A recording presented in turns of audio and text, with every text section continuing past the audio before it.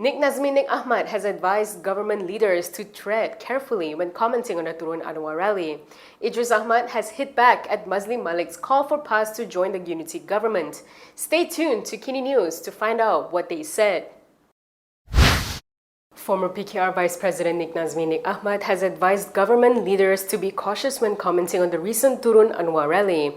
This comes after Minister Nga Kormin claimed that 20 tons of rubbish were left behind after the rally last Saturday. In a post on X, Nik Nazmi said, when you make an issue out of something small like the amount of rubbish left behind, it can be interpreted as trivialising the genuine grievances felt by the rakyat. He added that it could also be interpreted as giving a racial twist to the matter indirectly. He said even if that was not the intention, politics is about perception, and this could turn public sympathy toward the rally organizers and divert attention from the government's openness and the opposition's weak arguments. He added that although there are different opinions in politics and although he does not support the message of the rally, the people's right to assemble peacefully is a fundamental pillar of a democratic system. However, he said the action of Jasin MP Zulkifli Ismail in reciting the Kunut Nazila prayer as though to suggest that the current government is against Islam is deeply regrettable. He added that one should never coat political differences with rhetoric of hate, adding that political alliances could change depending on the circumstances. He pointed out that PAS once prayed for the downfall of people they now support, like Dr. Mahathir Mohamad. He also noted that PAS used to be allied with PKR and DAP but now labels them enemies of Islam, with multiple reasons given to justify their political stand. While we are on the topic of the rally, yesterday Anwar spoke to an Indonesian media on the topic. He told Narasi TV on the sidelines of his official visit to Jakarta that the rally did not raise any substantive demands that can contribute to ongoing reforms. Speaking to journalists and Narasi founder Najwa Shihab, Anwar said the Turun Anwar rally was the first in Malaysian history to happen peacefully with assistance from authorities. He added that the rally's peaceful turnout showed the effectiveness of the reforms under his administration. Anwar was responding to a question on his views on the current situation in Malaysia following the rally that called for his resignation. He also questioned what their demands were. He said there were no economic proposals and no elements of structural national reform other than the cost of living, which the government is trying to address. Anwar then pointed to recent government moves like lowering fuel prices and 100 ringgit cash handout to all adult Malaysians as partial measures taken to address the rising cost of living. He also took a swap at various opposition politicians attending the rally, including former Premier Dr. Mahathir Mohamad. He accused his critics of protecting corruptors among them. Malaysian Advancement Party President P. Waitamurti has condemned the arrest of Bersatu leader Bajrul Hisham Shaharin, or Che Gubart, over the recent rally. In a post on Facebook, he said the flogging of an effigy of Prime Minister Anwar Ibrahim may offend some sensibilities, but it is no crime deserving of arrest. He condemned the authorities' heavy-handed response, calling it a blatant abuse of state power. He said it is a direct attack on the freedom of expression that Anwar himself has repeatedly claimed to uphold. He questioned the message such actions would send to the people. Would it suggest that criticism of the Prime Minister is no longer met with dialogue or debate, but instead with a knock on the door from the police? Waitamurti said that the use of colonial-era laws such as the Sedition Act and Section 504 of the Penal Code to suppress peaceful protests is not just outdated, it is dangerous. He also challenged the government's commitment to freedom of assembly and speech, asking why, if those rights were truly respected, peaceful protesters were being tracked down and arrested days after the event. He said this contradiction exposes the hypocrisy at the heart of this administration's so-called reform agenda. On Monday, Bajrul was arrested under the Sedition Act over the flogging incident during last Saturday's Turun Anwar rally.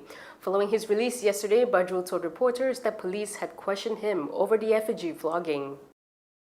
An immigration officer known as Thanos, allegedly involved in the fly syndicate and phantom travels, has been transferred to another unit. This is according to a source from the Immigration Department. The source told Malaysia Kini that Thanos was transferred from managing immigration affairs at Kuala Lumpur International Airport Terminal 2 to another unit involving desk duties. The source said that they consider this is a punishment for him. Elaborating, the source said the new job would require Thanos to be desk-bound most of the time, reducing their chances of continuing syndicate activities. Another source from KLIA told Maszlee Kini that Thanos has not stopped being involved in the fly syndicate despite being exposed by the media.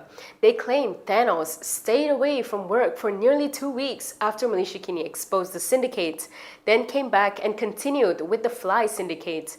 The fly syndicate refers to the falsification of immigration status, where officials clear the records of foreigners who stay in Malaysia beyond their visa limit or who are blacklisted. Meanwhile, phantom travels involves civil servants traveling abroad without having their travel records updated in the immigration system. Maszlee Kini has contacted the border agency and Thanos for comments. Past Vice President Idris Ahmad has hit back at PKR's Maszlee Malik over his suggestion for the Islamist party to join the unity government. In a post on Facebook, Idris questioned whether Maszlee was dreaming or had been tasked with distracting the public from what he described as a sinking ship. He cited a PN Supreme Council meeting on July 25th, where it was firmly decided that there is no room for cooperation with parties facing a crisis of public trust. He stressed that PAS does not sell its dignity for positions, let alone when such an offer comes from a leaky ship. Idris added that the public had sent a clear message during the Turun Anwar rally, proving that they were with Perkata Nasional. Yesterday, Maszlee had suggested that PAS should abandon PN and support Prime Minister Anwar Ibrahim's leadership instead, implying that such a move could increase their chances of being offered the Deputy Prime Minister post. He made this comment in response to a statement by PAS spiritual leader Hashim Jassin. If you like the stories we produce, consider supporting us by subscribing to Maszlee Kini. Click the link in the description below or scan the QR code on your screen to subscribe. The United Kingdom will recognize a Palestinian state at the United Nations General Assembly in September, unless Israel agrees to a ceasefire in Gaza. This was announced by UK Prime Minister Keir Starmer.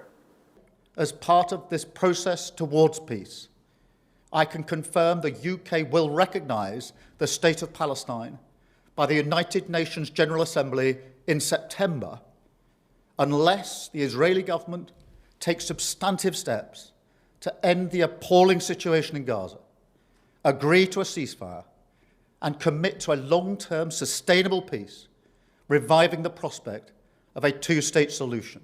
He added that this includes allowing the UN to restart the supply of aid and making clear that there will be no annexation in the West Bank. Starmer made the statement after a cabinet meeting yesterday. Meanwhile, in an immediate response, Israeli Prime Minister Benjamin Netanyahu said Starmer's decision rewards Hamas's monstrous terrorism. Netanyahu added that a jihadist state on Israel's border today will threaten Britain tomorrow. US President Donald Trump echoed some of Israel's criticism over the UK's decision, saying he sees it as rewarding Hamas. He added that the US has no plans to follow suit. Yesterday, PAS Information Chief Ahmad Fadli Sharia was told to apologize for posting a cartoon on the Thailand-Cambodia ceasefire talks, which was mediated by Malaysia. Fadli had said that he would leave it to the police as reports had been filed and would not apologize. We carried out a poll to find out what our viewers thought about the matter. Let's take a look at the results. 66% of voters said Fadli should apologize as the caricature was inappropriate. 18% said that there was no need to, as it is his right to free speech. Meanwhile, 14% of voters said that it is a normal thing as politicians often use satire. One voter said that there was no problem with caricatures of local politicians. However, they said the issue arises when it involves leaders of other countries. Another questioned why he had to compare foreign leaders to animals when his conflict was with Prime Minister Anwar Ibrahim. Voters also called for the authorities to take action over the matter. What are your thoughts on this? Share your views in the comment section below. That is all from me today. For more stories, you can go to KiniTv.com. You can also follow us on Instagram, X, YouTube, and Facebook for the latest news updates. I'm Camelia. Thanks for watching.